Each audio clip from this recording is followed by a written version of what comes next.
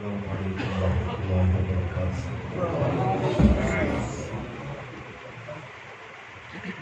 یہ تصویر ویڈیو ویسے بھی شرعاً مناسب نہیں ہے، اور ریکارڈنگ آپ کر لیں تو کافی ہے۔ پہلے تو ہوتا تھا کہ ایک آدھ ریکارڈنگ ہو کہ سب نے سن لی، اب سب ریکارڈنگ کر رہے ہیں تو سنے گا کون؟ یہ بھی مسئلہ ہوتا ہے، تو اس لیے آپ اس کو یہ بند کر دیں اور تصویر کوئی بھی نہ نکالے، یہ شرعاً حرام ہے۔ کسی مفتی صاحب نے گنجائش دی ہے تو مفتی صاحب نے تو شیعہ کو کافر بھی کہا تھا، بعد میں اس میں بھی بدل گئے، تو تصویر کے معاملے میں بھی بہت ساری تبدیلیاں، اس لیے اس میں احتیاط کیا کریں۔ روشی پڑھیں۔ اللہم صلی علی محمد۔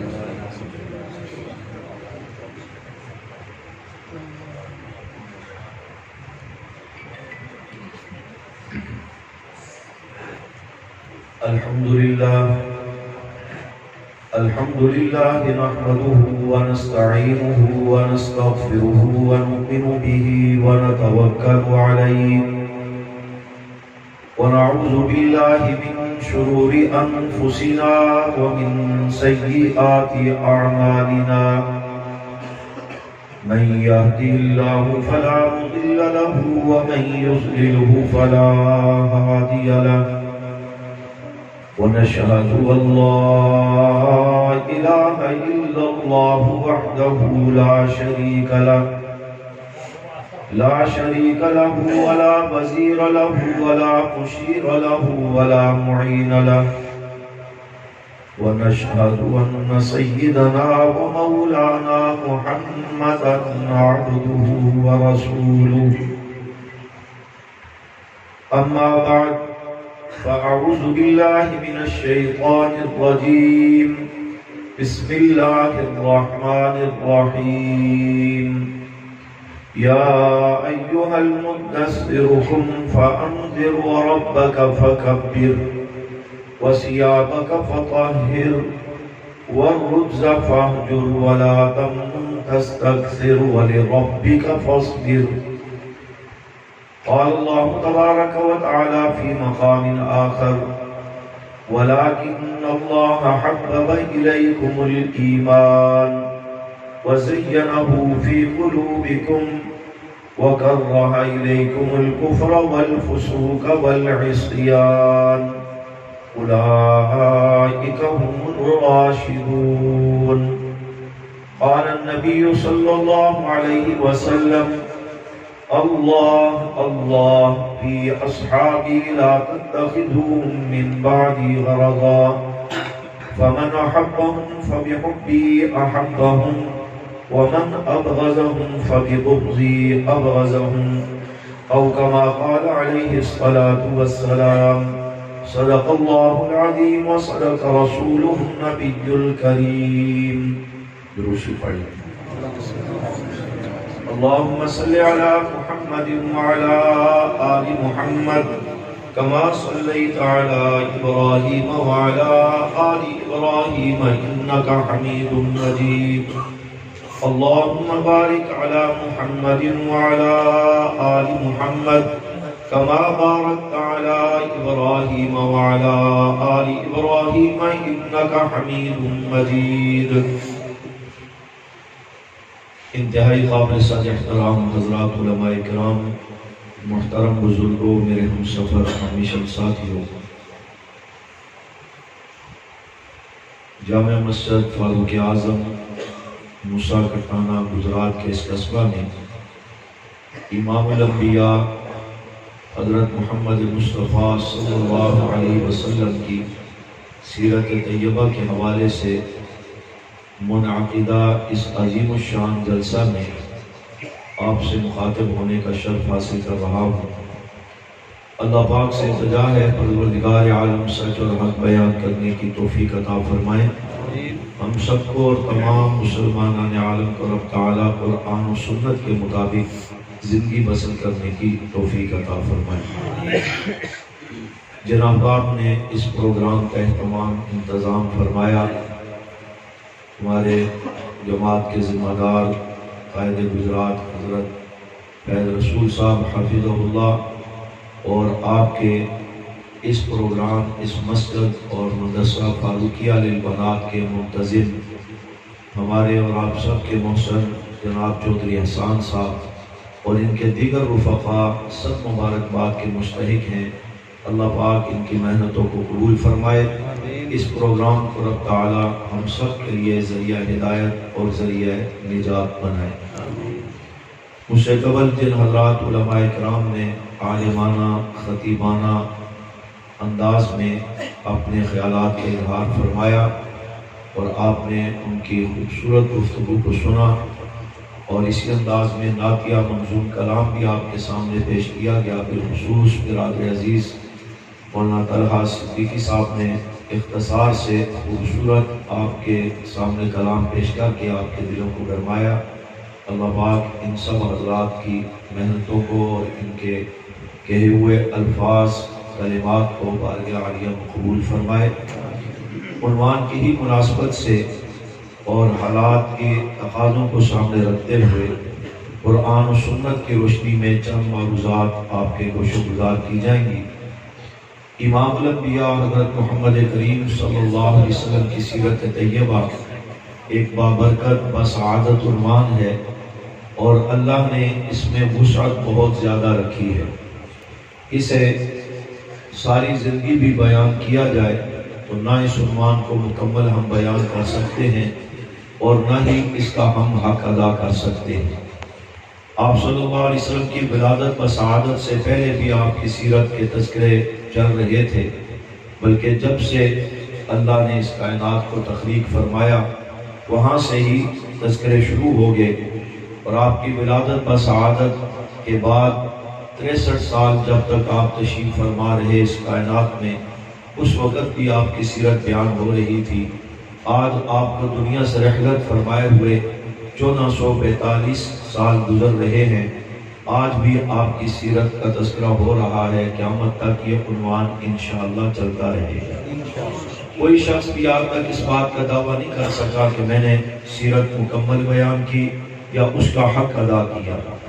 جو بھی اس میدان میں قدم رکھتا ہے اپنی توانائیاں، اپنا علم، کلمات، جملے، نعت، اشعار، پورا ایمانی محبت اور جذبوں کا اظہار کر کے یہ ساری توانائیاں صرف کرتا ہے، لیکن آخر میں ہر ایک خلاصہ کا یہی کہتا ہوا نظر آتا ہے کہ لا یمکن ثناء کما کان حقہ بعد از خدا بزرگ کوئی قصہ مختصر، کہ اللہ کی ذات کے بعد اللہ کی مخلوق میں اگر کسی کا مقام، کسی کی شان، عظمت، فضیلت، رفعت، درجت ہے تو وہ صرف اور صرف آپ صلی اللہ علیہ وسلم کی ذات گرامی کی ہے اور بس۔ تو پھر ہم یہ تذکرہ کیوں کرتے ہیں؟ جب ہم بیان بھی مکمل نہیں کر سکتے عنوان کو، سیرت کو، اور حق بھی نہیں ادا کر سکتے تو پھر یہ تذکرہ کیوں ہے؟ اس کی وجوہات میں سے ایک بڑی وجہ ما ان مدحت محمدا بمقالتی ولیکن مدحت مقالتی بمحمدی، کہ ہم تو کچھ نہیں، نہ ہم سے یہ حق ادا ہو سکتا ہے، البتہ آپ کی سیرت طیبہ کا تذکرہ کر کے ہم اپنے کلام کو، اپنے بیان کو، اپنی اس محفل کو، اس جلسے کو، اس عنوان کو، اپنی روح کو تازگی بھی اس سے حاصل کرتے ہیں اور اس سے برکتیں حاصل کرتے ہیں، اس کو سعادت سمجھتے ہیں۔ سعادت سمجھ کر اس چیز کا تذکرہ کیا جاتا ہے اور اس لیے بھی آپ کی سیرت بیان کی جاتی ہے کہ بار بار آپ کی سیرت کو بیان کرنے، سننے اور پڑھنے سے اللہ پاک ہمیں سیرت کو اپنانے کی توفیق عطا فرما دے۔ بلند آواز سے آمین کہہ رہے ہیں۔ آمین تو آپ نے اس طرح کہی جیسے ابھی سے لاک ڈاؤن شروع ہو گیا اور کرونا دروازے پر کھڑا ہوا ہے۔ یہ فتنہ دوبارہ آ رہا ہے، پہلے تو پتہ نہیں تھا، اچانک آیا تھا، اب دوبارہ اس کو دجالی فتنے کو مسلط کر کے مسلمانوں کو ان کے ایمانی جذبات کو، عبادات کو متاثر کرنے کی، خاک میں ملانے کی کوشش کی جا رہی ہے۔ اگر ابھی سے ہم ڈھیلے پڑ گئے تو پھر وہ سر چڑھ جائیں گے، اس لیے ابھی سے آپ نے ایمانی جذبے کا اظہار جاری رکھیں تاکہ اللہ پاک ہمیں ہر قسم کے فتنوں سے محفوظ فرمائے۔ کہہ دیں آمین۔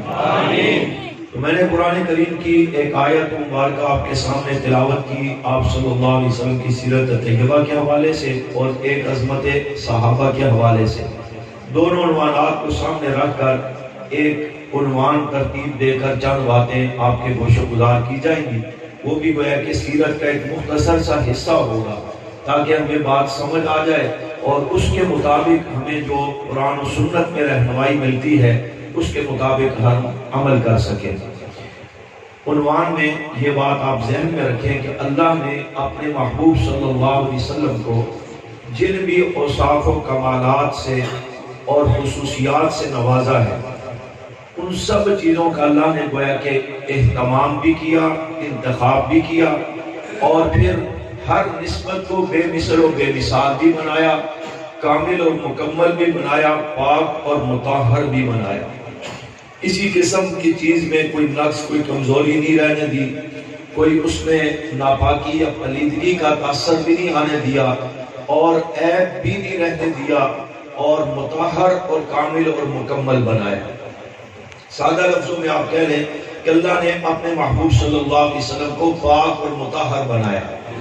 تو اس جملے کو سامنے رکھ کر چند باتیں میں عرض کروں گا کہ اللہ نے جہاں ہر چیز کا اہتمام کیا ہے، وہاں اس ترتیب سے اپنے محبوب صلی اللہ علیہ وسلم کو ہر اعتبار سے پاک، مطہر، منزہ بنایا۔ معصومیت کا درجہ اس سے بھی اوپر ہے، جو آپ کی شان ہے وہ معصومیت کا درجہ وہ اس سے بھی اوپر ہے۔ تو اس کی ترتیب اللہ نے یہ بنائی کہ فرشتوں سے کہا کہ فرشتوں مٹی لے کر کے آؤ، میں اپنا محبوب اور مقصود کائنات بنانا چاہتا ہوں۔ جو میں نے گفتگو عرض کرنی ہے، علماء کرام چونکہ خود عالم ہیں، وہ خود اس چیز کو سمجھتے بھی ہیں، بیان بھی کرتے ہیں، طالب علمانہ انداز میں نے چند باتیں آپ کو سنانی ہے، آپ نے میری طرف توجہ کرنی ہے۔ علماء کی دعائیں میرے ساتھ ہوں گی اور آپ کی توجہ ہوگی تو اللہ پاک کچھ کہلوا دیں گے۔ فرمایا میں اپنا محبوب اور مقصود کائنات بنانا چاہتا ہوں، فرشتوں مٹی لے کر کے آؤ۔ تو فرشتے غور کرنے لگ گئے کہاں سے مٹی لائیں، یہ زمین بڑی وسیع ہے جو مٹی سے بنائی گئی ہے، کہاں سے مٹی لے کر کے آئیں؟ اُج شریف سے لائیں، گنگور شریف سے لائیں، گولڑا شریف سے لائیں، سیال شریف سے لائیں، بہت ساری جگہ ہیں پاکستان کے اندر جہاں اللہ والے بھی رہتے ہیں، کہاں سے مٹی لائی جائے؟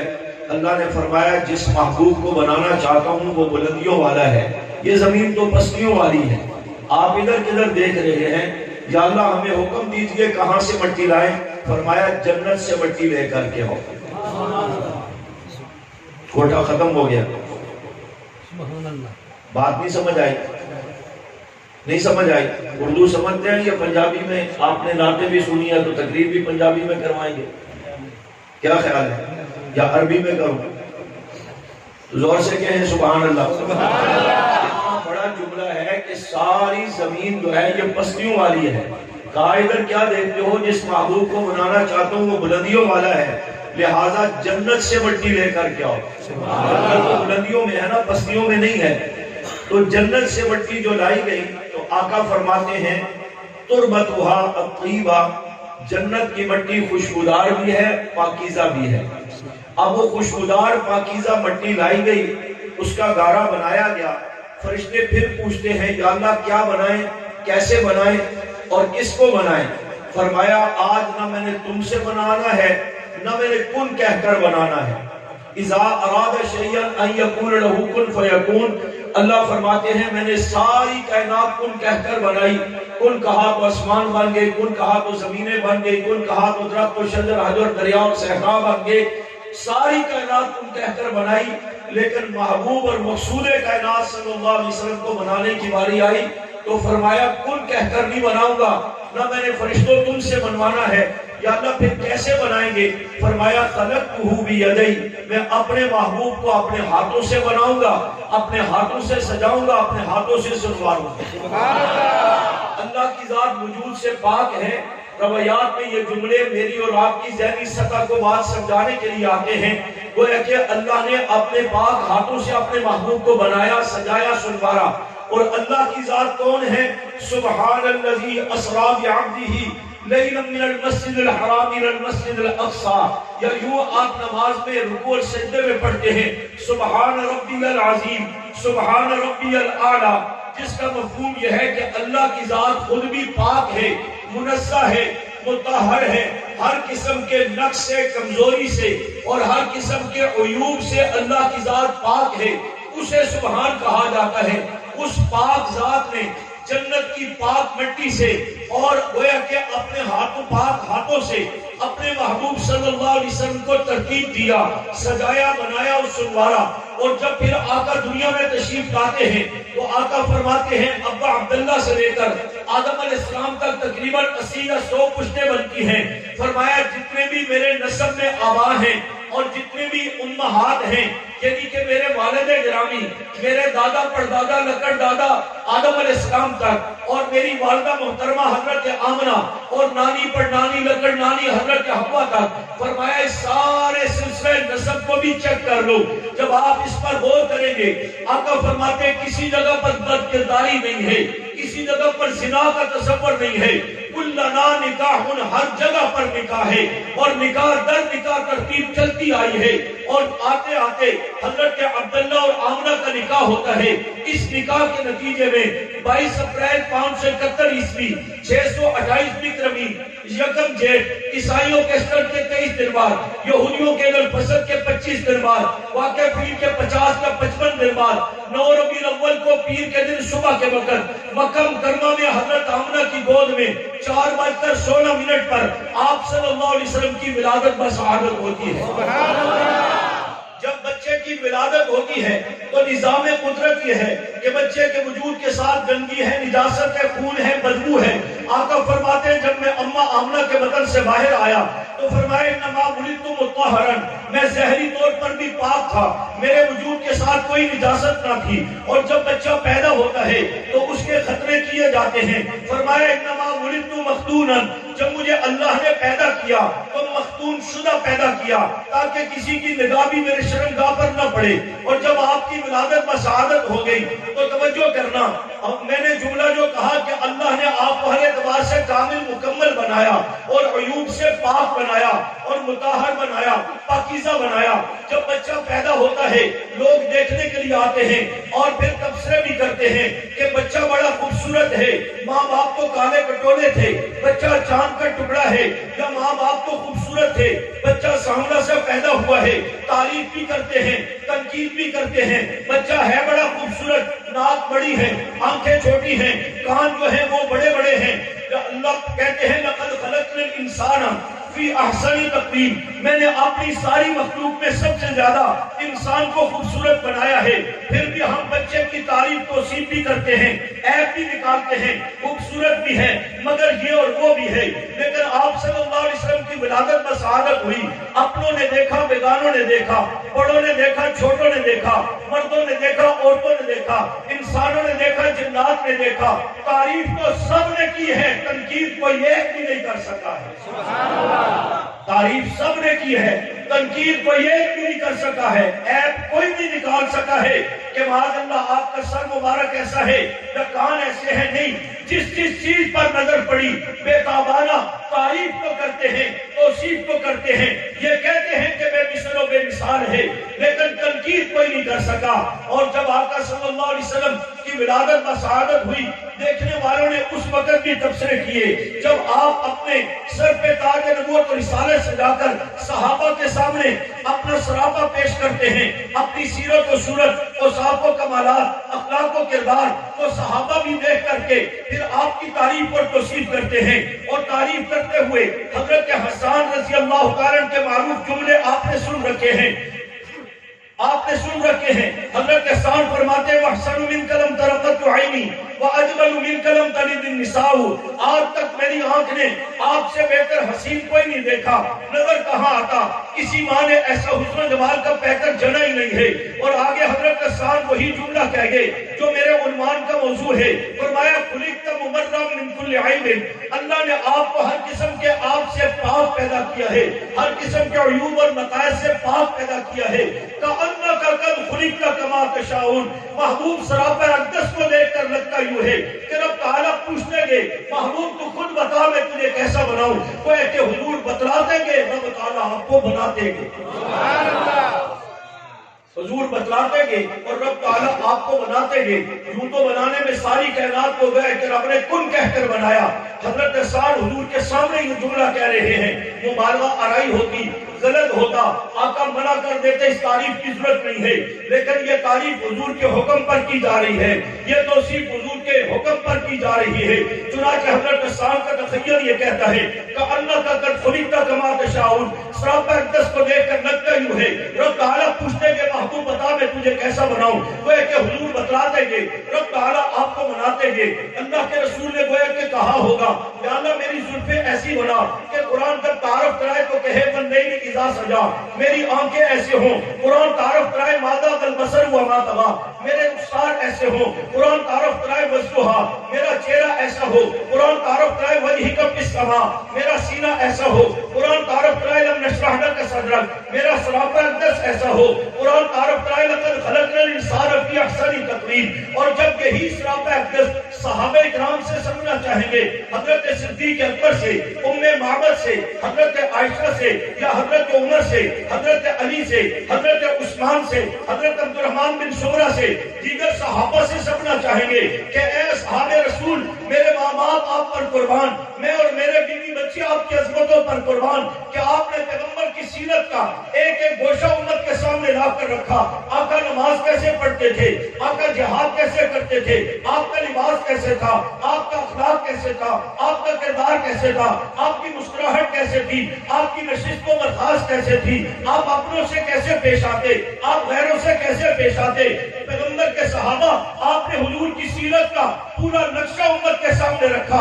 ہم آج گجرات والے آپ سے یہ پوچھنا چاہتے ہیں کہ ذرا ایمان تازہ ہو جائے گا کہ ہمارے پیغمبر کی صورت کا نقشہ کو بتا دیجئے کہ آپ نے کیا محسوس کیا.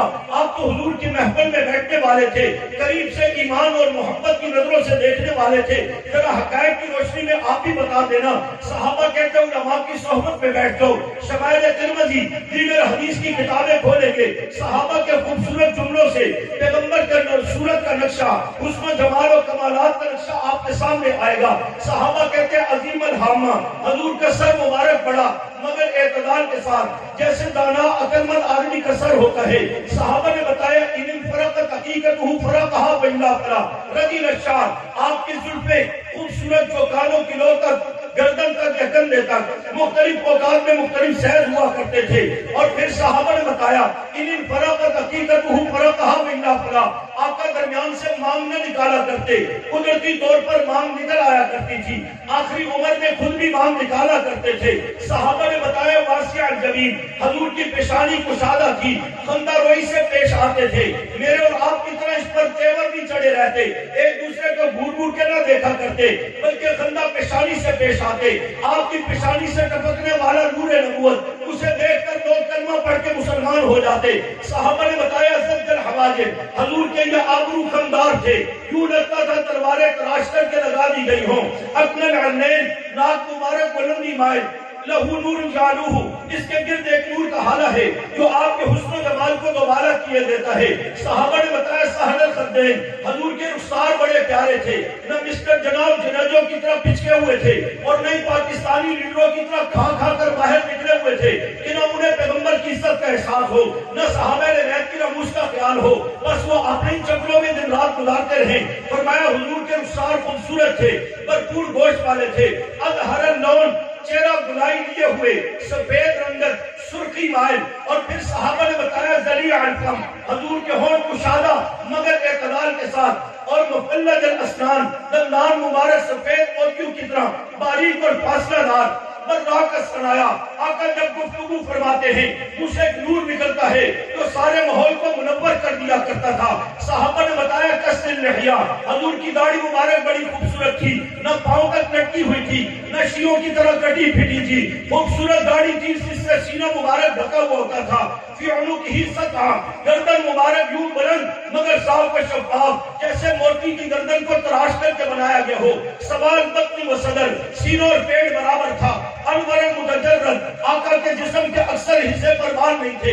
دقیق المسلوبہ، سینے سے ناف تک باریک بالوں کی لکیر تھی. طویل الزنادین، میرے آقا کی کلائیاں خوبصورت چمکدار. رحم الراحہ، ہاتھ کی ہتھیلیاں ریشم سے زیادہ نرم. برف کی طرح ٹھنڈی، مشک اور عنبر کی طرح مہکتی ہوئی خوشبودار۔ صحابہ نے قدموں کے متعلق کہتے ہوئے یہ جملے کہہ دیے کہ آپ مسیح القدمین، آپ کے قدم اتنے پیارے چمکدار تھے، یوں لگتا تھا مالش اور پالش کر کے چمکا دیا گیا ہو۔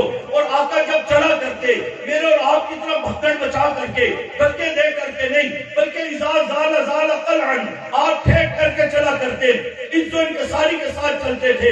اور ایک کام کا تعارف کراتے ہوئے صحابہ نے کئی جملے کہہ دیے، اقعد، اشکل، اکحل، حضور کی آنکھیں موٹی تھی، یہ بھی حسن و جمال کا نظارہ ہے، کچھ لمبائی میں تھی، یہ بھی حسن و جمال کا نظارہ ہے۔ حضور کی آنکھیں سرمگی تھی، سرما لگائیں تب بھی لگا ہوا محسوس ہو، نہ لگائیں قدرتی طور پر لگا ہوا محسوس ہوتا۔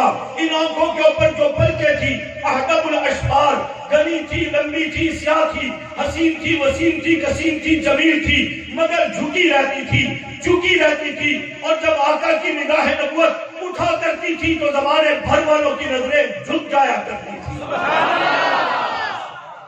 صلی اللہ علیہ وسلم۔ تو میرے عرض کرنے کا مقصد، یہ تھوڑا سا نقشہ میں نے عرض کر دیا کہ اللہ نے محبوب کو ہر عیب سے پاک پیدا کیا، منزہ اور مطہر پیدا کیا۔ دیکھنے والوں نے ہر اعتبار سے آپ کا غور سے جائزہ لیا، لیکن تعریف تو سامنے کی ہے، تنقید کوئی ایک بھی نہیں کر سکتا، بولو تنقید کوئی ایک بھی نہیں کر سکتا۔ یہ تو وہ صحابہ تھے نا جنہوں نے براہ راست حضور علیہ السلام کو اس دور میں دیکھا، ان کے جملے ہیں۔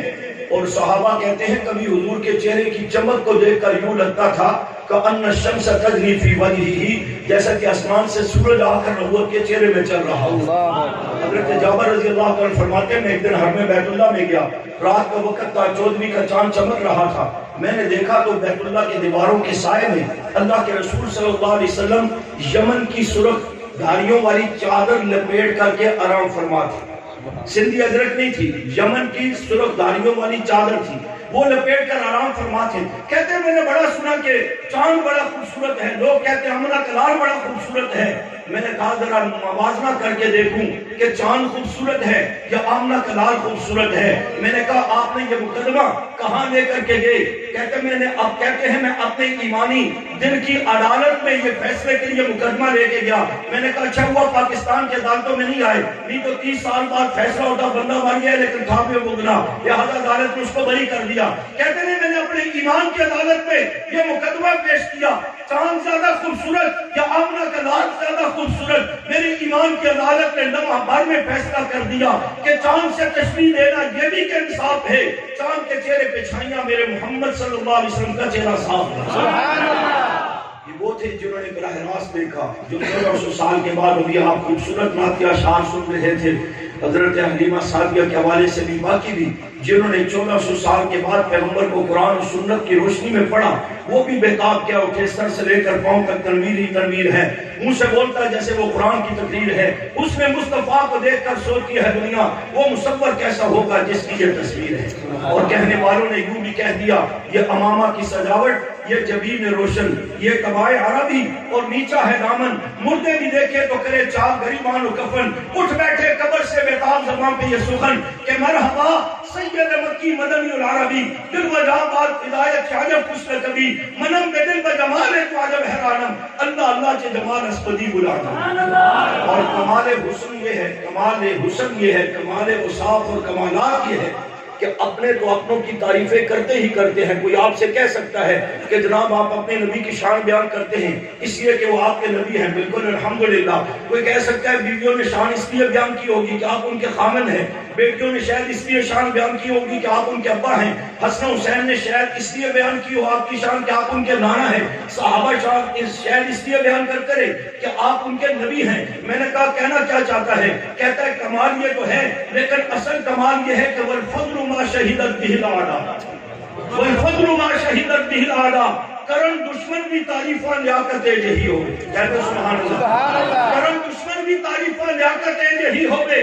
میں نے کہا یہ بات دیکھنا چاہتے ہو تو جہاں میرے آقا صلی اللہ علیہ وسلم کو دنیا کفر نے ستایا بڑا، مارا بڑا، ظلم و ستم کے نشانے بڑے بنائے، بے ادبی گستاخیوں کی بھی انتہا کی ہے، وہاں اللہ نے اپنے محبوب کو ایسا کامل مکمل بنایا تھا کہ بے تابانہ، بے قرارانہ، بے ساختہ دنیا کفر نے آپ کی تعریف اور توصیف بھی بڑی کی ہے.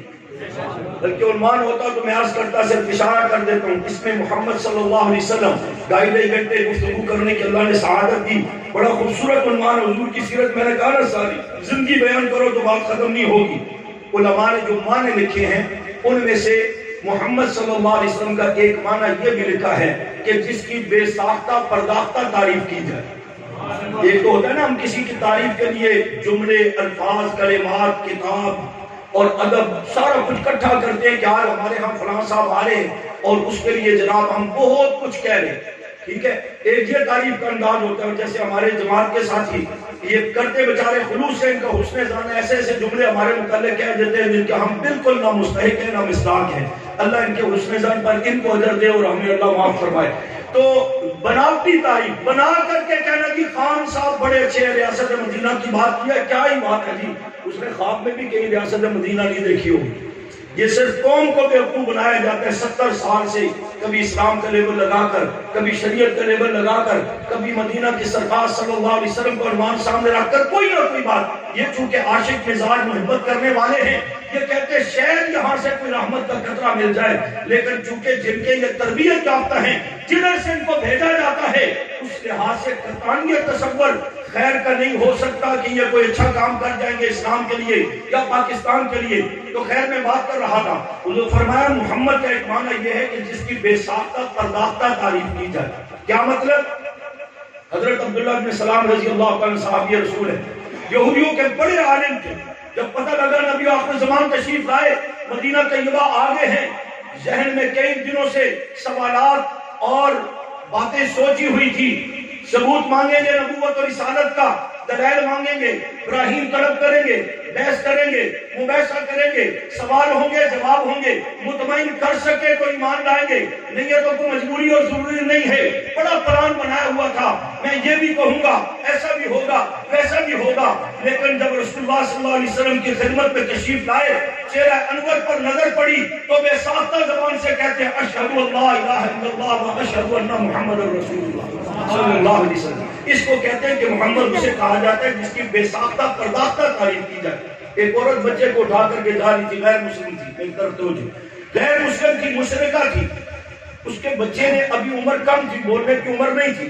اس کی زبان سے کچھ جملے نکلے تو ماں بیٹے سے کہتی ہے کیا بول رہا ہے، کیا کہا تو نے، تو کیا بول رہا ہے؟ تو بیٹا آگے سے کہتا بول نہیں رہا ہوں، وہ بلوا رہا ہے. اس کی نظر نبوت صلی اللہ علیہ وسلم کے چہرے پر پڑی تھی اور وہ زبان سے اشہد اللہ الہ الا اللہ اور دوسرے کلمات مبارکہ کہہ رہا تھا.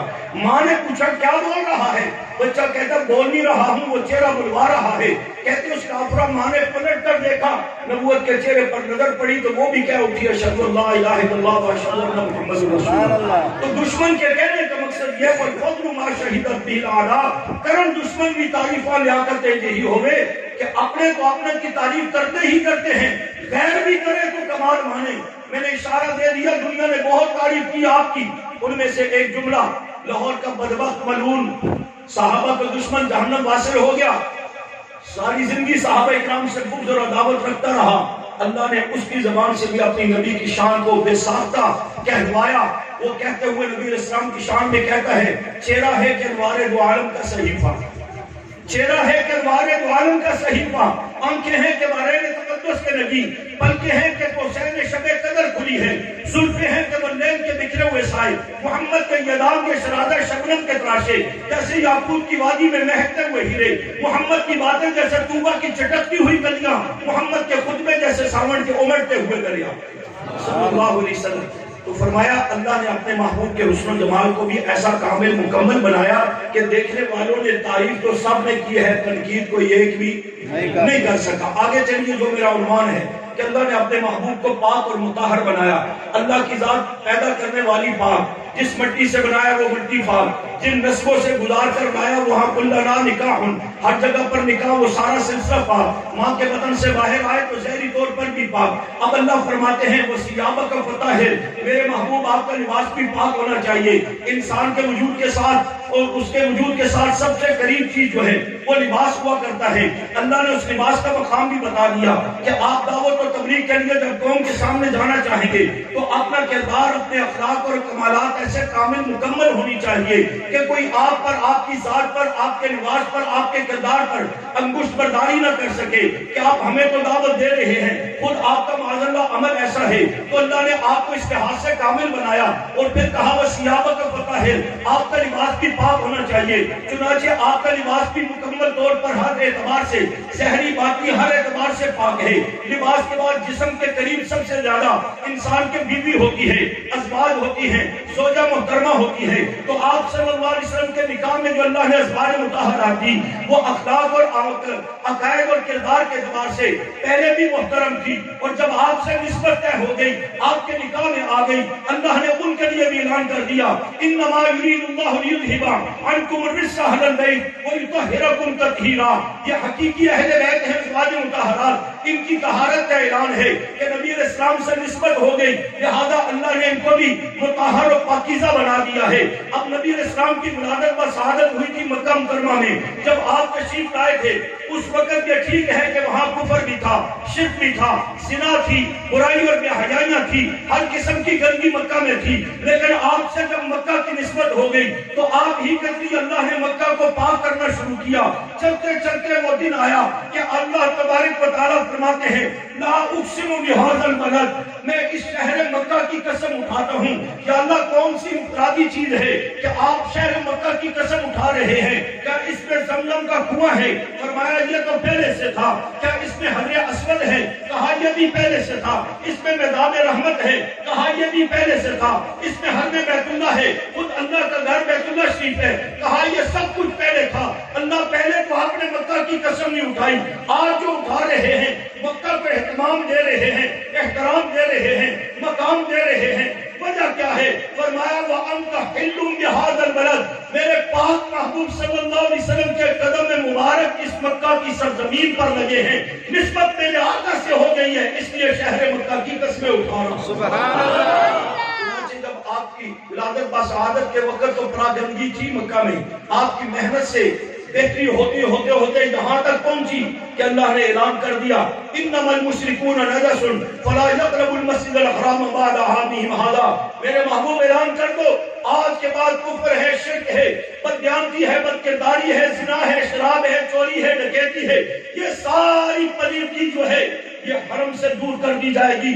کسی مشرک کو حق نہیں ہے کہ وہ حرم حدود حرم کے اندر قدم رکھے، اس لیے کہ مکہ مکرمہ میرے محبوب کی جائے ولادت ہے، محبوب پاک ہے، جائے ولادت کو بھی پاک کر کے اعلان کر دیا۔ آج بھی مجھے اور آپ کو اللہ پاک بار بار حج عمرے کی سعادتیں نصیب فرمائے۔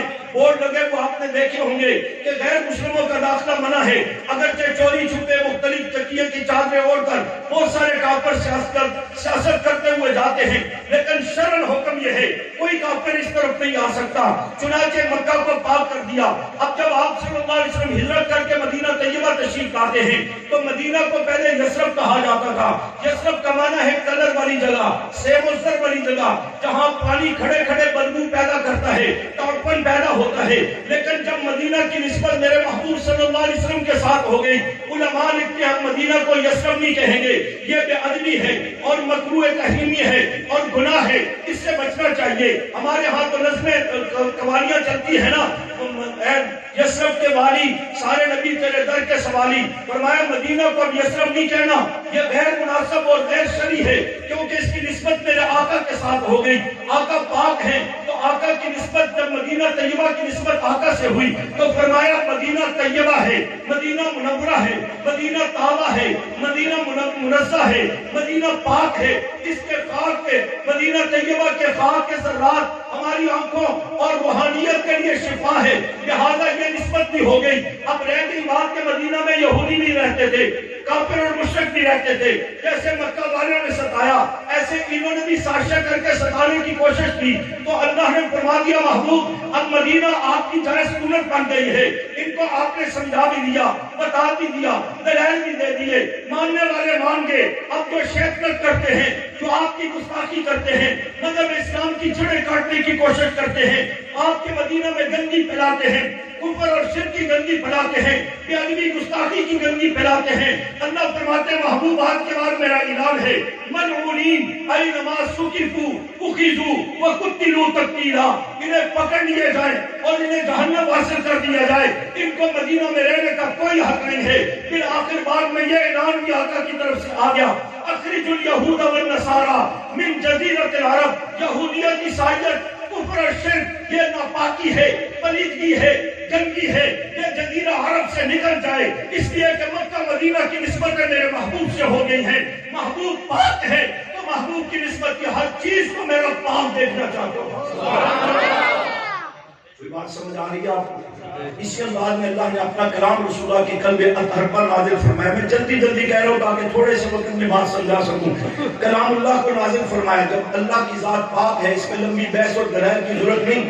جب اللہ پاک ہے تو اللہ کا کلام بھی بولو, اللہ کا قرآن بھی, اللہ کا کلام بھی پاک ہے. اس کے باوجود اللہ نے بتایا لم يكن الذين كفروا من اهل الكتاب والمشركين منفكين حتى تأتيهم البينة رسول من الله يتلو صحفا مطهرة. یہ جو رسول صلی اللہ علیہ وسلم قرآن پڑھ کر آپ کو سناتے ہیں نا, اللہ فرماتے ہیں یہ پاک صحیفہ ہے, مطہر ہے, کیونکہ اس کی نسبت میرے اللہ کے ساتھ بھی ہے, میرے محبوب صلی اللہ علیہ وسلم کے ساتھ بھی ہے. فرمایا کہ آپ پر نازل کیا تو یہ بھی پاک. اور اس قرآن کو لکھنے والے جو ہاتھ کتابت کرنے والے حضرت عثمان, حضرت معاویہ, حضرت زید, دیگر 13 کاتبین صحابہ, وہی صحابہ کرام, اللہ نے ان کے متعلق بھی کہہ دیا فی صحف مکرمۃ مرفوعۃ مطہرہ بأیدی سفرۃ کرام بررہ. جب اللہ کی ذات پاک, اس کا کلام پاک, تو کلام کو لکھنے والے ہاتھ بھی, وہ صحابہ کے ہاتھ بھی پاک.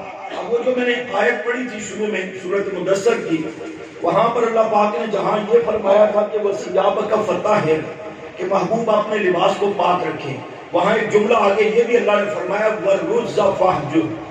جب آپ کے سارا سلسلہ پاک ہے تو آپ کی محفل بھی بولو نا, آپ کی محفل بھی. یہ نہ ہو کہ ہر وقت ساجد نقوی آپ کی وہ یعنی کہ ابو جہل آپ کی محفل میں ہر وقت بیٹھا ہوا نظر آئے. جب بھی دیکھیں امین شیخی اور سوری یعنی کہ حضرت یہ کیا نام اس کا عتبہ عتیبہ آپ کی محفل میں بیٹھے ہوئے نظر آئے. جب بھی دیکھو ابو لہب بیٹھا ہوا نظر آئے. فرمایا محبوب ایسا نہیں, وَالرُّجْزَ فَاهْجُرْ اپنی محفل کو بھی پاک رکھیں, اپنی سوسائٹی کو پاک رکھیں, اپنے احباب کو پاک رکھیں, اپنی مجلس کو پاک رکھیں. جب یہ حکم دیا تو اللہ کے رسول صلی اللہ علیہ وسلم کے محفل میں بیٹھنے والے کون تھے؟ صحابہ. بولو کون تھے؟ صحابہ. دوسری جگہ کہا وَاحْجُرْهُمْ حَجْرًا جَمِيلًا بڑے اچھے طریقے سے اپنی محفل کو پاک کرنا. یہاں ابو جہل کا کوئی کام نہیں, عتبہ شیبہ امیہ بن خلف کا کوئی کام نہیں. کلمہ پڑھ کے مسلمان ہوتے ہیں تو حق ہے بیٹھ جاؤ, دعوت سننا چاہتے ہیں نیک نیتی سے تو چلو تھوڑی دیر کے لیے بیٹھ جاؤ, لیکن یہ نہیں کہ ہر وقت یہی آپ کی محفل میں بیٹھے رہیں, انہی کے ساتھ آپ کے رابطے شابطے ہوں, انہی سے آپ کی دوستیاں تعلقات ہوں, انہی سے جھپیاں ڈالتے رہیں جیسے میڈل پاکستانی عشق ہے. نہیں سمجھے؟ ہم کہتے ہیں نا حضور صلی اللہ علیہ وسلم سے ہمیں بڑی محبت ہے, صحابہ بیت سے بڑی محبت ہے. اپنے ابا کے دشمن سے, اماں کے دشمن سے, بیوی کے دشمن سے, جس سکے رشتہ دار نے میری اور آپ کی بیٹی کو یا بہن کو یا امی کو گالی نکالی ہو, ساری زندگی اس سے منہ نہیں لگا. جبکہ آقا فرماتے ہیں 3 دن تک مسلمان سے ناراض رہنا, اس سے زیادہ ناراض رہنا ٹھیک نہیں ہے اور اعمال قبول نہیں ہوتے. ہم ساری زندگی منہ بنا لیتے ہیں کہ اس نے مجھے ماں کی گالی نکالی تھی, اس نے مجھے بیٹی کی گالی نکالی تھی, اس نے مجھے بہن کی طرف غلط نظر سے دیکھا تھا, اس نے میری بیوی کو برا کہا تھا.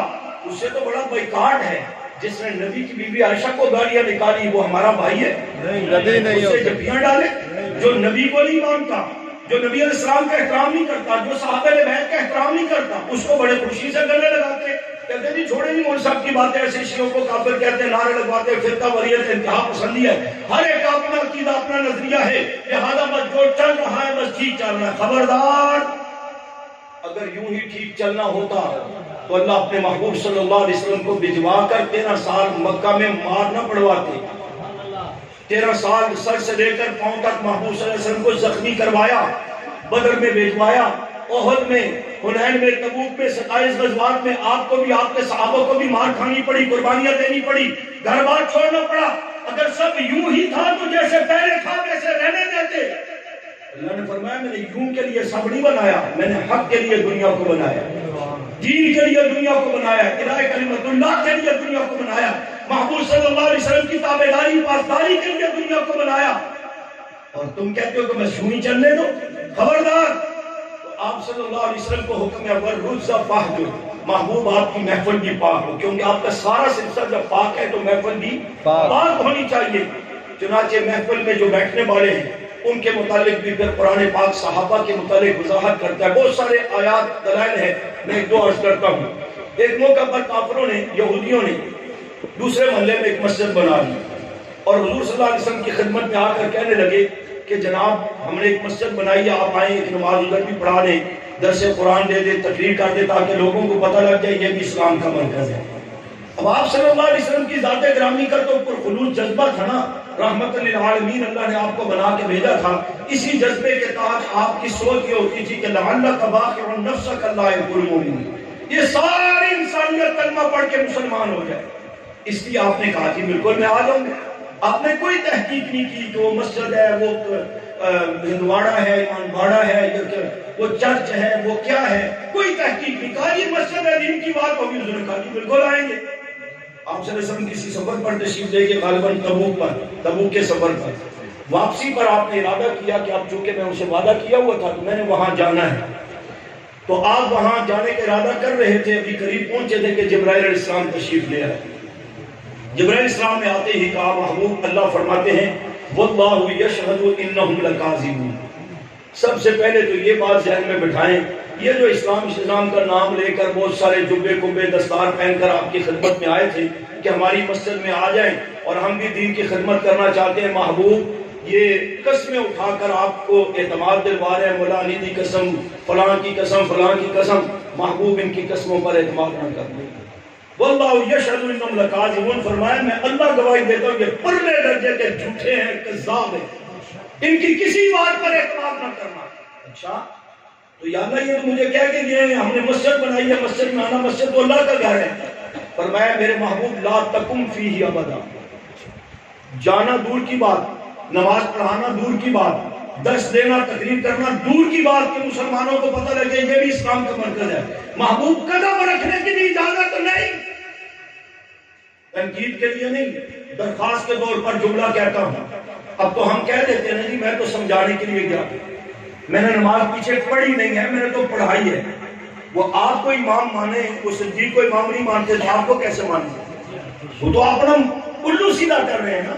ابھی آپ نے دیکھا نا کہ کتنی بدبختی ہوئی پورے ملک کے اندر، کراچی میں، لاہور میں، اسلام آباد میں، آپ کے علاقوں میں جگہ جگہ پر صحابہ کرام کا نام لے کر لعن طعن کی، کھل کر گستاخیاں کی گئی۔ لاہور میں کہا گیا ہم نہیں مانتے معاذ اللہ خلفائے راشدین کو، ہم نہیں مانتے امہات المومنین کو، یہ پریس کانفرنس کر کے کہہ رہے ہیں۔ کل تک مولانا حق نواز رحمۃ اللہ علیہ سے لے کر آخری شہید تک جو علماء کہہ رہے تھے کہ شیعہ اس وجہ سے کافر ہے، یہ مسئلہ ہے، یہ مسئلہ ہے، تو اس وقت کہتے تھے کہ نہیں جناب ہمارے اوپر الزام ہے۔ اب وہ اپنے منہ سے پریس کانفرنس کر کے بتا رہے ہیں کہ واقعتاً ہمارے اندر یہ کفر پایا جاتا ہے، یہ ہمارے عقائد و نظریات ہیں۔ تو اللہ نے کرم کیا، بریلوی، دیوبندی، اہل حدیث سارے مسلمان اس کے خلاف اٹھ کھڑے ہوئے، انہوں نے کہا یہ گستاخی بھی برداشت نہیں ہوگی اور کفر کو بھی برداشت نہیں کریں گے۔ جب یہ بات ہر طرف سے اٹھ کھڑے ہوئے اور یہ بات سامنے آ گئی کہ پہلے ہم کہتے تھے اب تم نے کر کے دکھایا، خود اقرار کر لیا کہ ہمارے عقائد ہیں، تو جب پورے ملک کے لوگ کھڑے ہو گئے تو اب انہوں نے کیا کیا، 12 ربیع الاول کو کراچی میں نے خود دیکھا، آپ کے علاقوں میں بھی ہوا ہوگا کہ ہمارے بریلوی حضرات کے جو جلوس نکلتے ہیں 12 ربیع الاول کو، ان کو استقبال کے لیے کھڑے ہو گئے کہ ان کو یہ ہاتھ ملوائیں، ان کو ذرا پانی شانی پلائیں، انہیں خوش کریں کہ نہیں یار وہ بس چند لوگ تھے جنہوں نے بدبختی کی، ہم تو آپ کے بھائی ہیں، تاکہ جو خلا پیدا ہوا ہے، جو بریلوی مسلک کے حضرات کو جو حقائق پتہ لگ گئے ہیں، پتہ تو پہلے بھی تھے ان کے علماء کو، عوام میں بس کچھ بات زیادہ واضح نہیں تھی تو وہ اٹھنا بیٹھنا کر لیتے تھے، تو انہوں نے کہا یہ تو خلا پیدا ہو گیا۔ پہلے ایک جماعت ہمارے پیچھے پڑی ہوئی تھی، اب سارے سنی ہمارے پیچھے پڑ گئے۔ تو انہوں نے کہا کہ ہم ہاتھ ڈالتے ہیں، آپ کے استقبال کرتے ہیں۔ تو کئی جگہ پر آپ نے ویڈیو دیکھی ہوگی، ہمارے ان سنی بھائیوں نے بھی جرأت ایمانی کا مظاہرہ کر کے کہا خبردار، تو ہمارے نبی کا، نبی کے صحابہ کا گستاخ ہے، لہذا اپنے ہار اپنے پاس ہے، ہمارے دھوکے میں ہم آنے والے نہیں۔ اور ویسے بھی جملہ بظاہر لوگ کہہ دیتے نہیں، وہ ٹھیک ہے آپ ان کے عقائد نظریات بتا رہے ہیں، لیکن دیکھیں نا وہ ہمارا تو بڑا احترام کرتے ہیں۔ وہ فلاں میرے محلے میں رہتا ہے، میں جب بھی وہاں سے گزرتا ہوں مجھے جھک کر سلام کرتا ہے، میرے گھر میں کبھی کبھی وہ راشن بھی دے جاتا ہے، کبھی یوں ہوتا ہے کبھی وہ میرا تو بڑا احترام کرتا ہے۔ جناب آپ کا احترام کرتا ہے، وہ صدیق اکبر کا احترام جو نہیں کرتا۔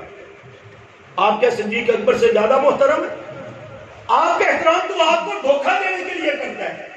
آپ کا ایمان، عقیدہ، نظریہ، محبت اور اس کے جذبوں کو خراب کرنے کے لیے کرتا ہے۔ احترام تو پہلے اسے کہو نا کہ اللہ کا کرے، پھر احترام رسول اللہ صلی اللہ علیہ وسلم کا حق ہے، پھر صحابہ بیت کا حق ہے، قرآن کریم کا حق ہے، اور حرمین شریفین بیت المقدس کا حق ہے، مساجد اور مدارس کا حق ہے، علماء اور اولیاء کرام کا حق ہے، پھر میرے تیرا نمبر ماں باپ کے بعد اور سارے عزیز و اقارب کے بعد آتا ہے۔ وہ میرا تیرا احترام کرتا ہے، پیغمبر کا حیا نہیں کرتا، صدیق عمر عثمان کا حیا نہیں کرتا، وہ معاویہ کا احترام نہیں کرتا، میرا تیرا احترام کرتا ہے۔ تو ایمان میرے تیرے احترام کی وجہ سے تو نہیں، وہ تو اللہ اور اس کے رسول صحابہ بیت کے احترام کی وجہ سے ایمان مضبوط ہوگا۔ بات سمجھ رہے؟ تو فرمایا میرے محبوب یہ جو قسمیں اٹھا رہے ہیں، مولا علی دی قسم اسی توڑے اسی مسجد بنائی ہے، تسی آ کے درس دے دو، اسلام کا مرکز ہے، بڑی اسلام کی خدمت ہوئے گی۔ محبوب درس دینا، نماز پڑھانا دور کی بات، لا تکم فیہ ابدا، قدم بھی وہاں نہ رکھنا۔ حضور کو قدم رکھنے سے بھی منع کر دیا۔ علماء بیٹھے ترجمہ اٹھا کر خود پڑھ لے۔ ہمارے بعض حضرات جو رواداری میں آ کر ایسا کرتے رہے ہیں نا، یہی تقویت ان بدبختوں کو ملتی ہے۔ اب ادھر سے کفر واضح ہو گیا، ادھر سے قربت الوسطیٰ کے نام سے لاہور میں پھر وہی سلسلہ ہے۔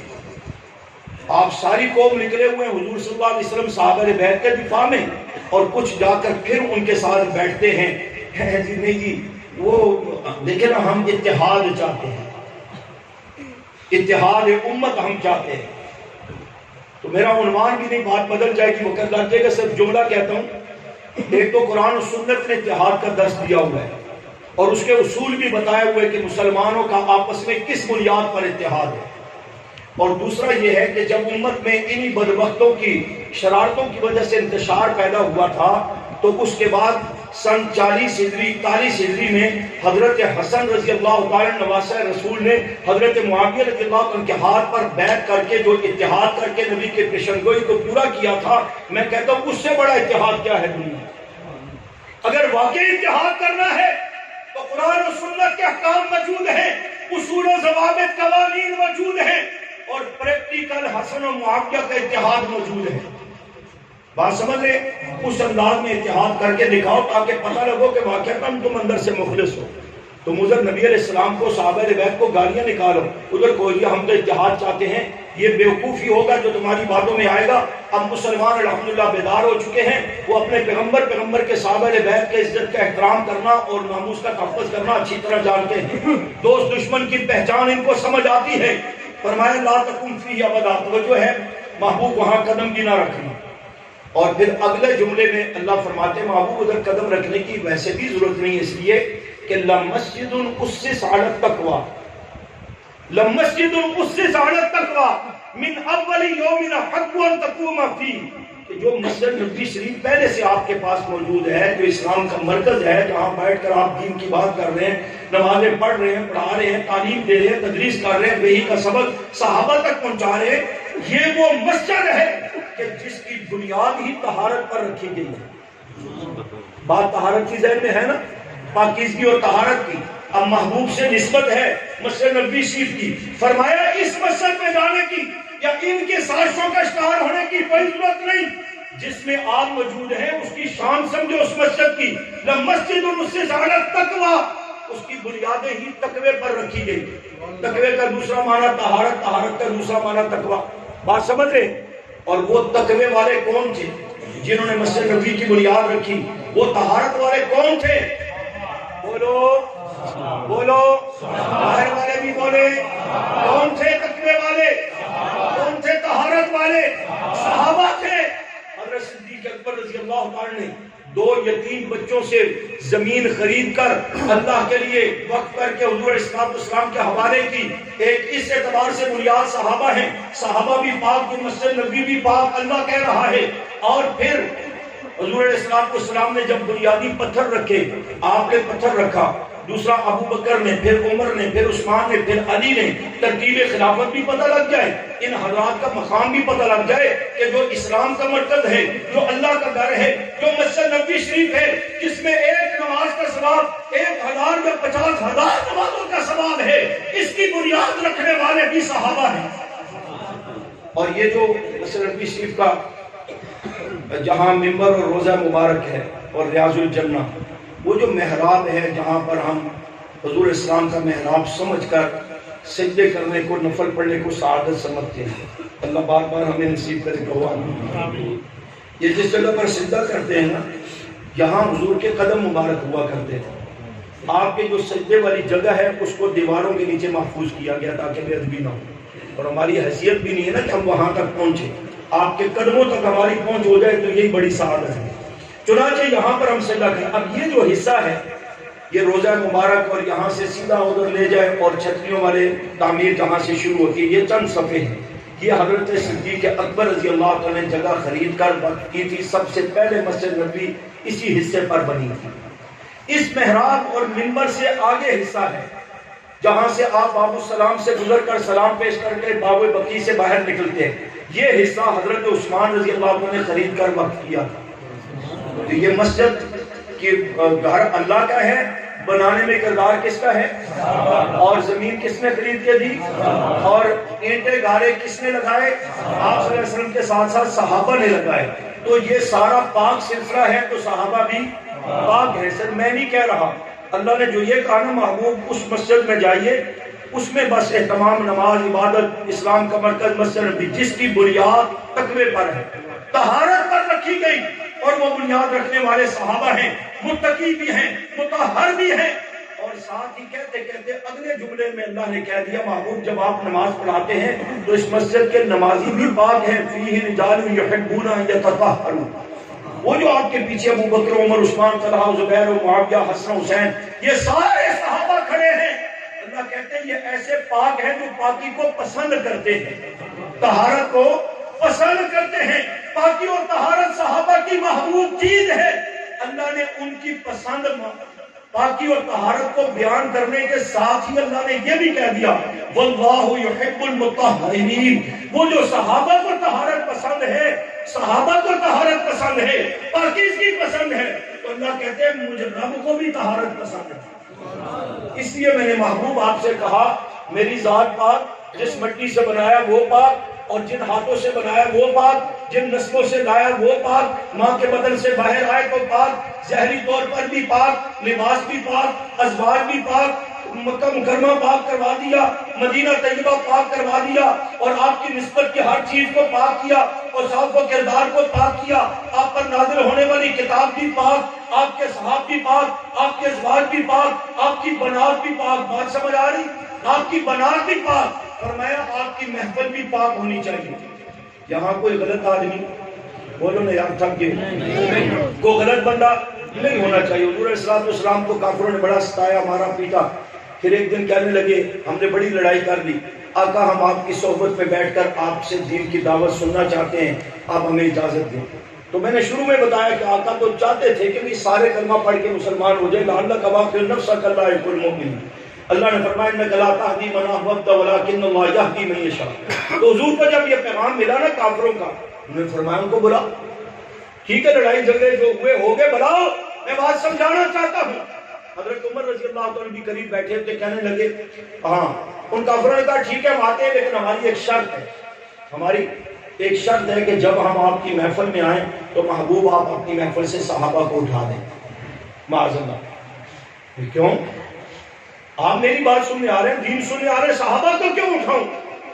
فرمایا دیکھیں نا یہ کل تک ہمارے نوکر چاہ کرتے، غلام تھے، ہماری جوتے سیدھے کرتے تھے، آج آپ کی محفل کے معزز لوگ بنے بیٹھے، عرشوں سے ان کے لیے سلام آتے ہیں، ان کے تذکرے قرآن کی زینت بنا دی جاتی ہیں.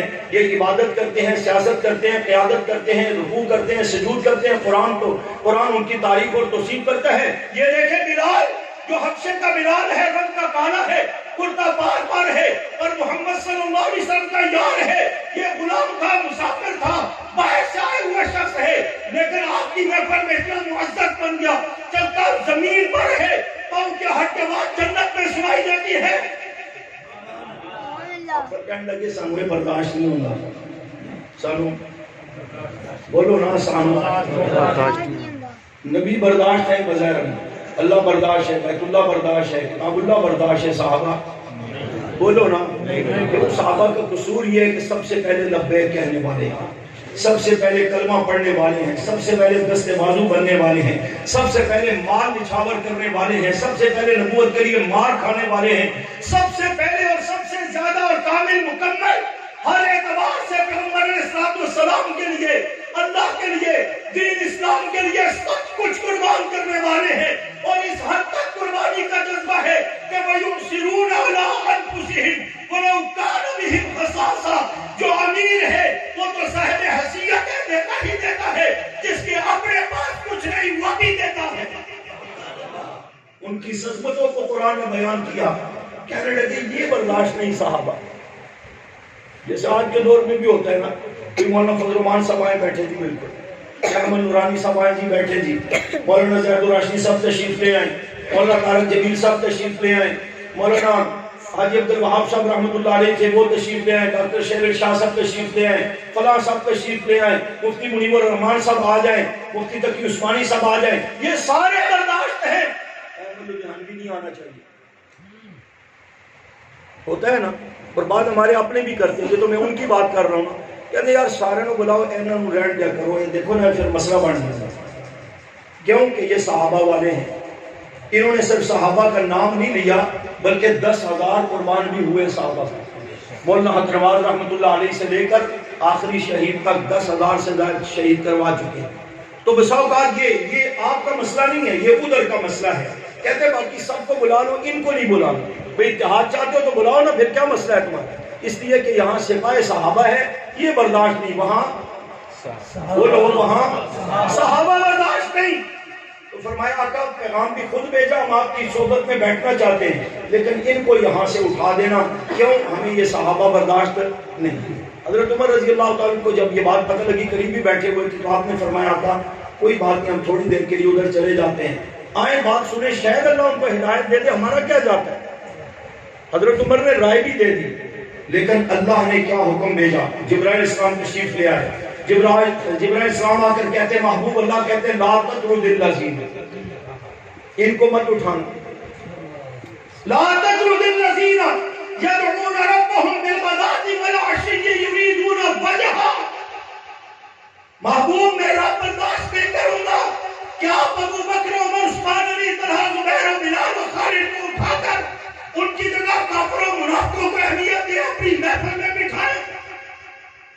کلمہ پڑھتے ہیں پڑھیں، نہیں پڑھتے تو نہ پڑھیں، مگر صحابہ کا پوچھ کے ان کو یہاں سے اٹھاؤ پھر یہاں آئیں گے. اللہ کہتے ہیں محبوب میں برداشت نہیں کروں ان صحابہ کو یہاں سے. اور وہ بدبخت کوئی کلمہ تھوڑے ہی پڑھنا چاہتے تو اللہ ہدایت دے دیتا نا، طلب ہوتی تو اللہ دے دیتا. وہ تو صحابہ کی انسلٹ کرنا چاہتے تھے، ان کو اٹھاؤ، ان کو مذاق بناؤ، ان کی بات اللہ تقریر کرو. تو اللہ تو دلوں کے حال جانتا ہے. محبوب صلی اللہ علیہ وسلم تو نرم دل کی وجہ سے کہہ دیا کہ کوئی بات نہیں، جو اٹھ جائیں گے. حضرت عمر نے رائے بھی دے دی کہ ہم ادھر چلے جائیں گے، بلاؤ ان کو. اللہ نے کہا لا تطرد الذین، محبوب ان کو یہاں سے نہ اٹھانا. جس کو محفل میں صحابہ برداشت نہیں، اللہ کہتے ہیں وہ بدبخت مجھے دھرتی پر برداشت نہیں، وہ بدبخت مجھے دھرتی پر برداشت نہیں. اور انشاءاللہ علماء بیٹھے ہیں، ان کی دعاؤں سے کوئی جملہ غیر ذمہ دارانہ یا خطیبانہ مبالغانہ نہیں کہہ رہا، ذمہ داری سے ایک جملہ. اللہ کہتے ہیں جن کو صحابہ محفل میں برداشت نہیں، وہ بدبخت مجھے دھرتی پر، صحابہ سے بغض رکھنے والے دھرتی پر بولو برداشت نہیں. ایک جگہ پر قرآن کریم نے اس کا ذکر کیا کہ اللہ فرماتے ہیں کہ یہ جو صحابہ سے بغض رکھتے تھے نا، یہ صحابہ کی شان و شوکت کو دیکھ کر انگلیاں منہ میں ڈال کر دانتوں میں چبایا کرتے تھے. تو اللہ نے ان کے بغض کے انداز کو بیان کیا. عَضُّ عَلَيْكُمُ الْأَنَامِلَ مِنَ الْغَيْظِ. یہ محبوب کے صحابہ سے بغض رکھتے ہوئے انگلیاں چباتے ہیں, ان کو بڑا غصہ آتا ہے. یہ ہمارے غلام, یہ نوکر چاکر, اور آج ان کی جناب شان آسمانوں پر. قرآن میں ان کے تذکرے, ان کو رضی اللہ عنہ ورضوان کہا جا رہا ہے, اتنا مقام. تو اللہ نے جواب میں یہ نہیں کہا دوستوں بزرگوں کوئی جاننے تسی بھی کلمہ پڑھ لو تو ہمیں بڑا مقام اجر دے دیں گے. جیسے ہمارے جماعت والے بھائی محنت کرتے ہیں, پوری دنیا میں دین کی کتنی بات الحمدللہ پھیلا رہے ہیں. اب ان کے خلاف بھی سازش ہوتی ہے. یہ اس میں انہوں نے کسی کو کیا کہا تھا کہ ان کو مارا پیٹا گیا, جیلوں میں ڈالا گیا. اب ریمنڈ کے اجتماع کو محدود. میں نے رمضان سے پہلے کی تقریریں میں نے کہا تھا یہ جو کرونا آیا ہے نا, تو بعض ہمارے کابر نے بزرگوں نے بھی کہا یہ نہ شیعہ ہے نہ سنی ہے. میں نے اس وقت کہا تھا یہ شیعہ ہے, آپ کیوں اس میں غلط فہمی کا شکار ہے کہ نہ شیعہ ہے نہ سنی ہے. میں نے اس وقت کہا تھا یہ شیعہ ہے. کیوں کہ میں نے کہا تھا اللہ کی توفیق سے کہ 1 محرم سے لے کر 20 صفر تک پورے ملک میں کرونا ختم ہو جائے گا, سارا لاک ڈاؤن ختم ہو جائے گا, کوئی خطرہ نہیں ہوگا. کیونکہ بدبختوں کے جلوس نکالنے, ان سے گالیاں نکلوانی ہیں, صحابہ کو بے ادبیاں کروانی ہیں, گستاخیاں کروانی ہیں. عملاً آپ نے دیکھ لیا. اس کے بعد حکومت کی طرف سے یہ سسٹم چلا جی بند کرو جی, پھر آ رہے جی. پھر ہمارے بھائیوں نے ہمت کی کہ نہیں ہم ربیع الاول کے جلوس نکالیں گے. پھر تھوڑے سے رک گئے, پھر کچھ عرس وغیرہ تھے رک گئے, کچھ اپنے ان کے مفادات تھے رک گئے. اب ریمنڈ کا اجتماع آیا جہاں صرف اللہ اور اس کے رسول کی بات ہونی ہے, اصلاح کی بات ہونی ہے, امت کی فکر کی بات ہونی ہے, دین کی بات ہونی ہے. اس کے لیے آ کر آپ پہلے تو کوشش کی کہ بالکل ہی نہ ہو کہ تاکہ تھوڑے سے بلا لو. اچھا جو تھوڑے آئیں گے ان کو کرونا نہیں ہوگا, سب ڈرامہ بازی ہے. تو میں عرض کر رہا تھا, فرمایا ان کو اٹھا دو. اللہ نے یہ نہیں کہا کہ یہ بغض رکھتے ہیں, انگلیاں چباتے ہیں دانتوں میں اور صحابہ سے بغض کا اظہار رکھتے ہیں. تو جواب میں اللہ نے یہ نہیں کہا تم بھی کلمہ پڑھ لو یار میں تمہیں بھی شان مقام عظمتیں دے دوں گا. اللہ نے جواب میں کہا جو صحابہ سے بغض رکھتا ہے, فرمایا قل موتوا بغیظکم, میرے محبوب ان سے کہہ دو کہ تم اسی غیظ و غضب میں مر جاؤ. اس دھرتی پر رہنے کا تمہیں کوئی حق نہیں ہے جو میرے محبوب کے صحابہ کا بغض دل میں رکھتا ہے. اللہ نے لحاظ کیا صحابہ کے دشمن کا؟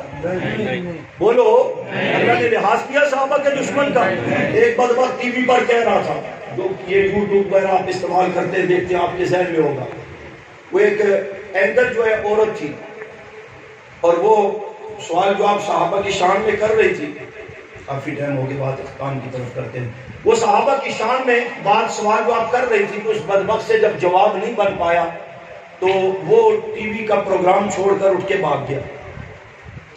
بات ذہن میں آ گئی بات ساتھیوں کے, وہ پروگرام چھوڑ کے اٹھ کے بھاگ گیا. اب وہ چلا گیا تو اس کی اپنی قوم نے پوچھا کہ یار تم نے ہماری ناک کٹوا دی. وہاں بات ہو رہی تھی, سوال جواب ہو رہے تھے, علماء بیٹھے تھے اور آپ جواب نہیں دے سکے, محفل چھوڑ کے اٹھ کے بھاگ گئے ہو, ہماری ناک کٹوا دی, ہمیں بے عزت کروا دیا, ہمارے مذہب کو بے عزت کروا دیا. اب بات تو بنانی تھی نا, اپنی قوم کو بھی مطمئن کرنا ہوتا ہے, کبھی روٹیاں پھر بند ہوتی ہیں, مسئلے ہوتے ہیں. تو اس نے جواب میں کہا اور تمہیں کیا پتا میں کیا کر کے آیا ہوں. ان کا بتاؤ, ان کا میں یہ پیغام دے کے آیا ہوں کہ جہاں معاذ اللہ صحابہ کی عظمت بیان ہوتی ہے ہم وہ محفل چھوڑ دیا کرتے ہیں. یہ اس نے اپنی صحابہ سے نفرت کے اظہار کے طور پر یہ بکواس کی. انہوں نے کہا جس محفل میں صحابہ کا ذکر ہوتا ہے ہم وہ محفل چھوڑ دیا کرتے ہیں, اس محفل سے اٹھ جایا کرتے ہیں. اس نے صحابہ کی گویا کہ توہین کی, گستاخی کی, نبی کا دل دکھایا, اللہ کو گویا کہ ایک قسم کا اللہ کے احکامات کا رد کیا اور اپنی نفرت اور بغض کا اظہار کیا. تو اللہ بھی اللہ ہے. اللہ نے کہا اچھا جس محفل میں میرے محبوب کے صحابہ کا ذکر اور عظمت بیان ہوتی ہے تو نفرت کا اظہار, بغض کا اظہار کرتے ہوئے کہتا ہے ہم وہ محفل چھوڑ دیا کرتے ہیں. تو اللہ نے کراچی سے لے کر پشاور تک پورے پاکستان کے مسلمانوں کو میدان عمل میں لا کر ان کی زبان سے صحابہ صحابہ صحابہ صحابہ صحابہ صحابہ صحابہ اتنا عام کروا دیا کہ اس بدبخت کو دنیا چھوڑنی پڑی.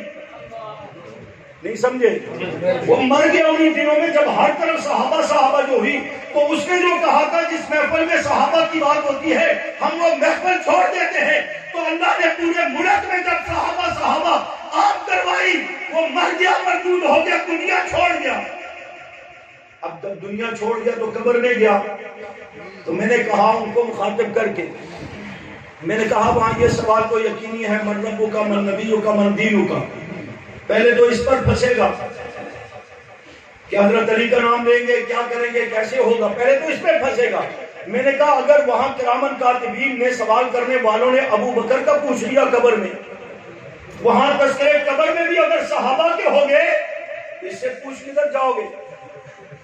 اب قبر میں جو چلا گیا کہتے ہیں ہم اس محفل میں نہیں بیٹھتے جہاں صحابہ کی عظمت ہوتی ہے۔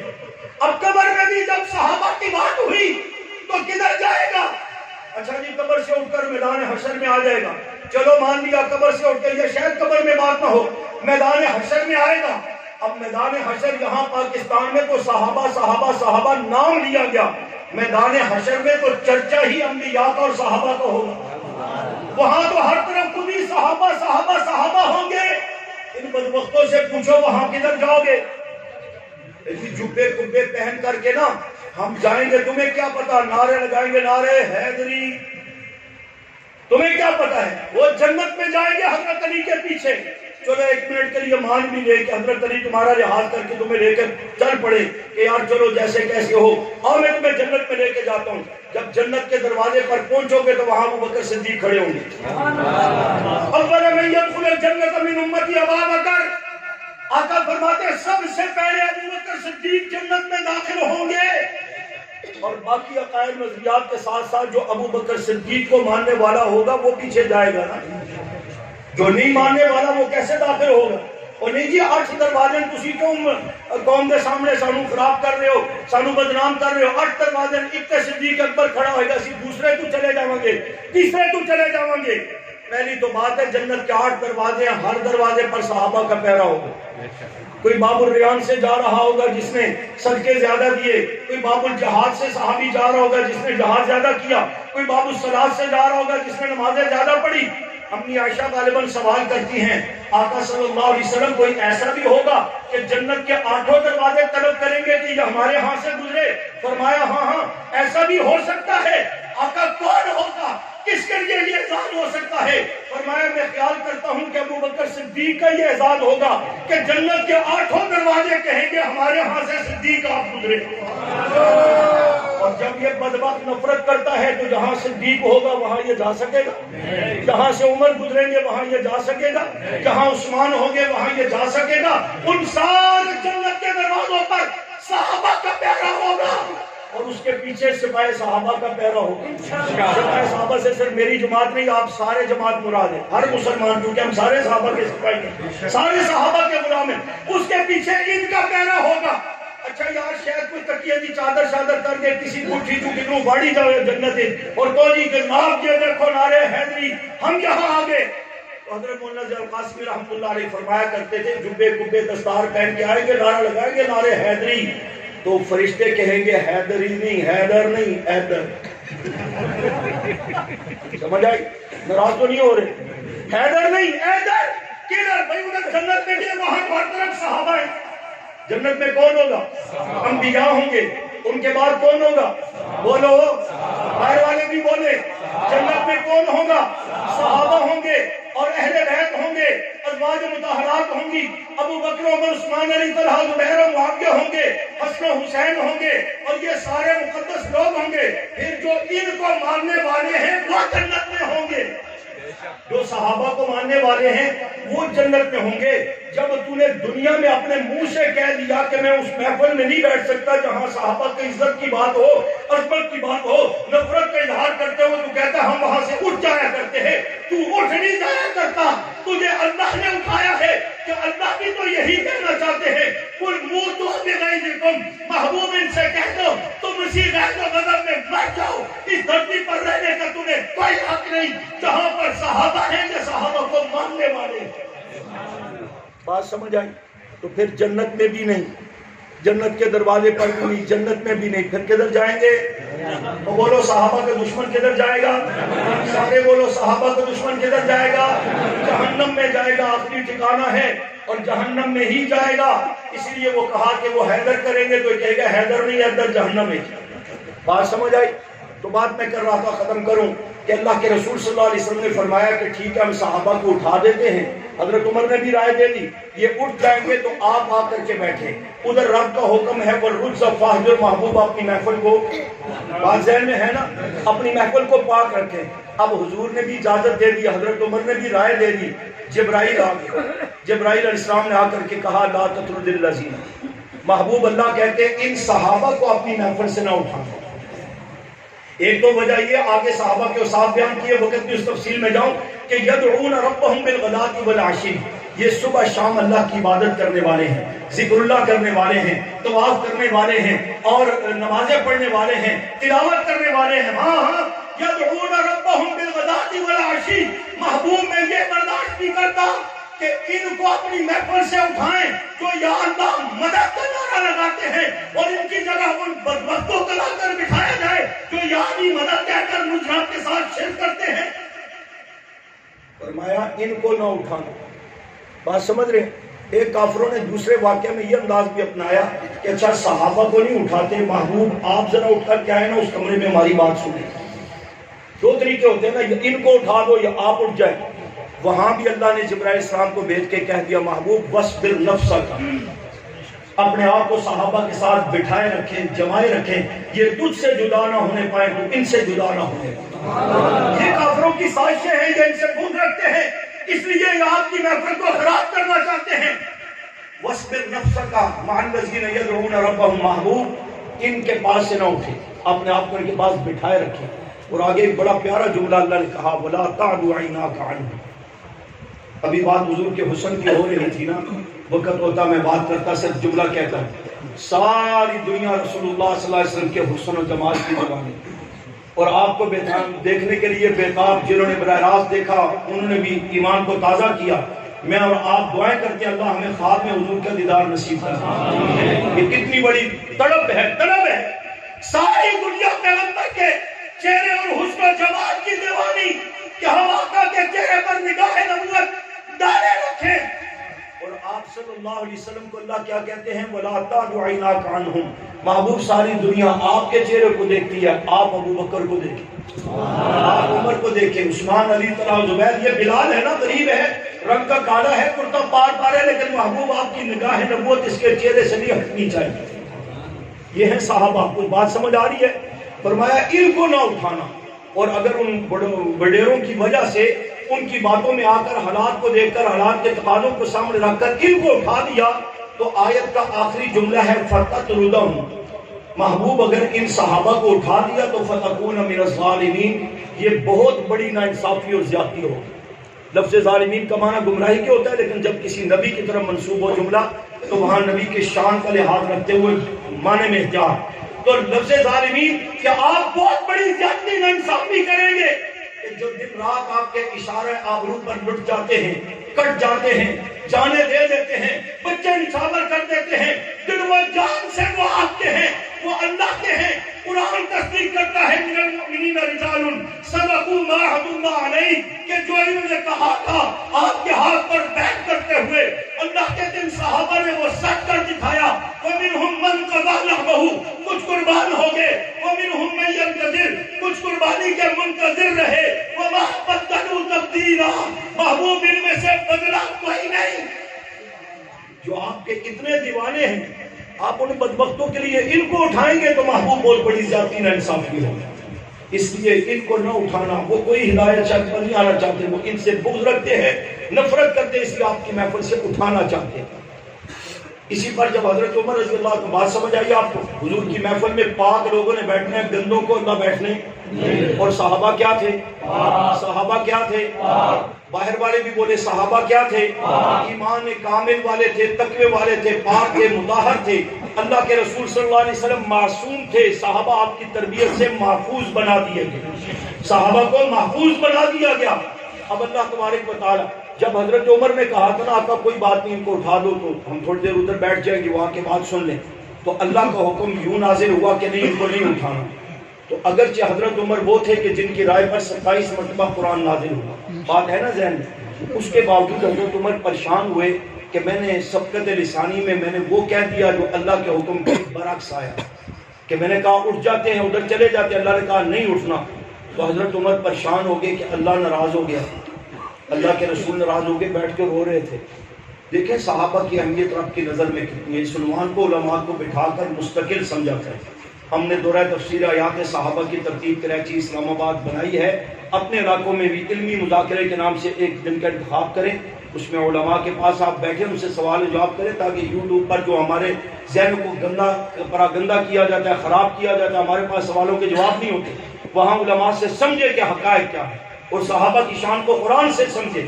اللہ تبارک و تعالیٰ کے ہاں کتنا بڑا مقام ہے صحابہ کا، کہ حضرت عمر رائے دے کر سیٹ پہ بیٹھ گئے کہ میری رائے اللہ کے حکم کے برعکس تھی تو اللہ ناراض ہو گیا ہوگا، تو اب کیا ہوگا؟ اب بیٹھے ہیں، پریشان ہیں۔ اللہ نے جبرائیل علیہ السلام کو بھیجا، فرمایا میرے محبوب ازدادتم، آپ صلی اللہ علیہ وسلم کی محفل میں جو صحابہ آ رہے تھے تو اصولاً ترتیب یہ ہوتی ہے نا کہ جو آ رہا وہی سلام کرتا ہے، آقا السلام علیکم ورحمۃ اللہ وبرکاتہ، یا حضرت صاحب بیٹھے ہو آپ کہتے ہیں کہ حضرت صاحب السلام علیکم، آنے والا سلام کرتا ہے۔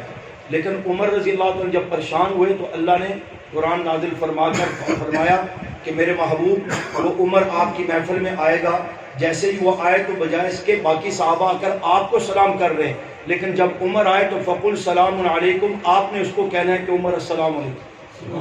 چنانچہ جب حضرت عمر آئے تو حضور نے مخاطب کر کہا عمر السلام علیکم، کیا حال ہے، آپ ٹھیک ہے، خیریت سے، کہاں بیٹھے ہوئے تھے، کدھر گئے تھے؟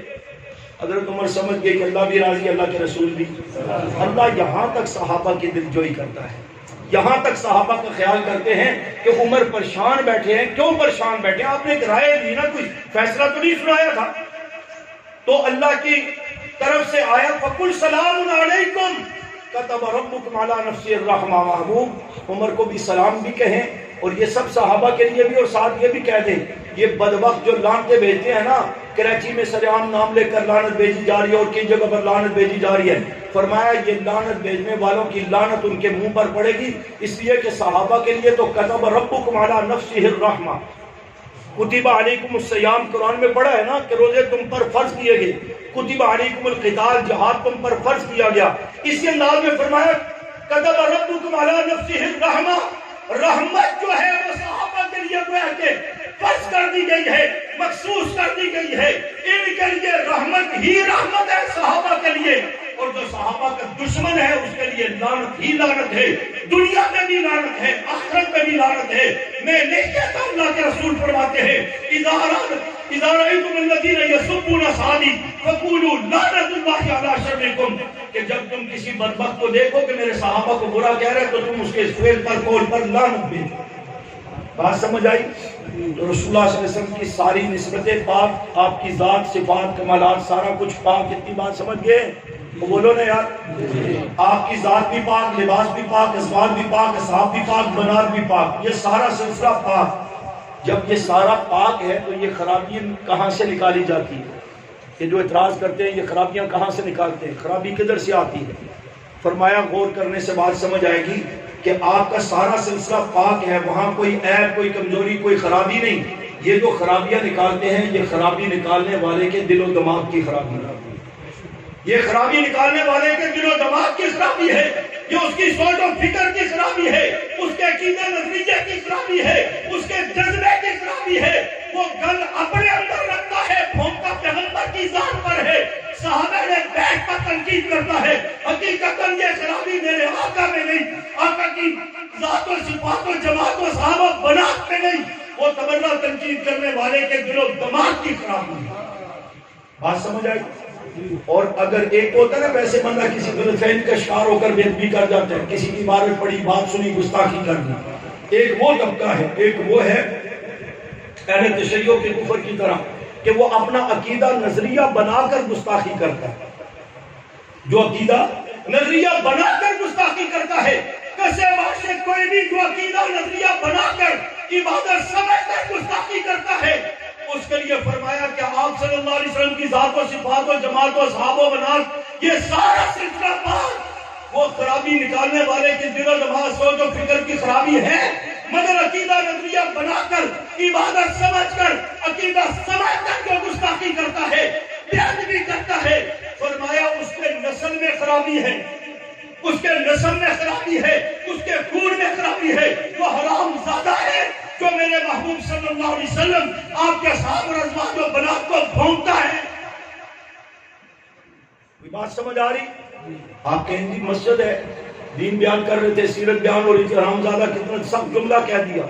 میں نے نہیں کہا. قرآن پاک اٹھائیں، سورۃ نون والقلم وما یسطرون اٹھائیں، نبی علیہ السلام کی شان میں گستاخیاں کرنے والے اس دور کے بدبخت، اللہ نے ان کی گرفت کی. بہت سارے واقعات، ان میں سے ایک ولید بن مغیرہ تھا جو ان بدبختوں کو گویا کہ سربراہ تھا، سب سے زیادہ پیغمبر کا دل دکھایا، بے ادبی گستاخی کی. تو اللہ نے سورت کے شروع میں اپنے محبوب کی حوصلہ افزائی کی، تسلی دی، اور آگے چلتے ہوئے اس بدبخت کی 10 کرتوتوں کو بیان کیا. وَلَا تُطِعْ كُلَّ حَلَّافٍ مَّهِينٍ هَمَّازٍ مَّشَّاءٍ بِنَمِيمٍ مَّنَّاعٍ لِّلْخَيْرِ مُعْتَدٍ عَصِيمٍ عُتُلٍّ بَعْدَ ذَلِكَ زَنِيمٍ. اللہ فرماتے ہیں یہ جھوٹا ہے، جھوٹی قسمیں اٹھانے والا ہے، نبی کا گستاخ ہے، بدبخت ہے، جھگڑالو ہے، بدشکل ہے. یہ سارا کہتے کہتے کہتے 10 خصلتیں بیان کرتے ہوئے آخر میں اللہ فرماتے ہیں عُتُلٍّ بَعْدَ ذَلِكَ زَنِيمٍ. جو میرے محبوب کی گستاخی کرتا ہے وہ تو حرامزادہ ہے. ابھی قرآن پاک اٹھائے، بریلوی حضرات کا، اہل حدیث حضرات کا، دیوبندی حضرات کے مفسرین کا اردو ترجمہ جو بھی لکھا ہے یا عربی میں کسی زبان میں ہے، تو اس جملے کا معنی یہی ہے کہ نبی کا گستاخ کون ہے؟ حرامزادہ ہے. اب اس پر وقت کو جب پتہ لگا نا، تلوار لے کر اپنی ماں کے پاس چلا گیا، ماں کے سر پہ تلوار لے کر کھڑا ہے، کہتا ہے میری ماں، آج مسلمانوں کے رب نے میرے کرتوت سارے بتا دیے کہ جھگڑالو ہے، جھوٹا ہے، جھوٹی قسمیں اٹھانے والا ہے، بدشکل ہے، فلاں فلاں ہے. تو ماں نے کہا تو پھر کہا جو مسلمانوں کے رب نے کہا وہ سچ کہا، یہ ساری بغیرتیاں میرے میں پائی جاتی ہیں. تو ماں نے کہا پھر میرے سر پہ تلوار لے کے کیوں کھڑا ہے؟ کہتا ہے اس لیے کہ آخر میں مسلمانوں کے رب نے کہا کہ تو حرام زادہ بھی ہے، جو نبی کے گستاخ ہے وہ حرام زادہ بھی ہے. یہ کیا معاملہ ہے؟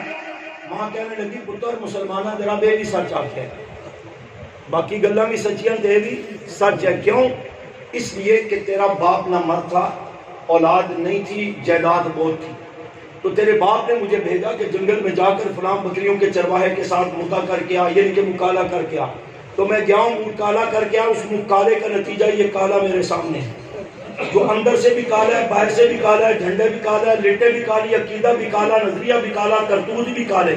یہ کالا میرے سامنے کھڑا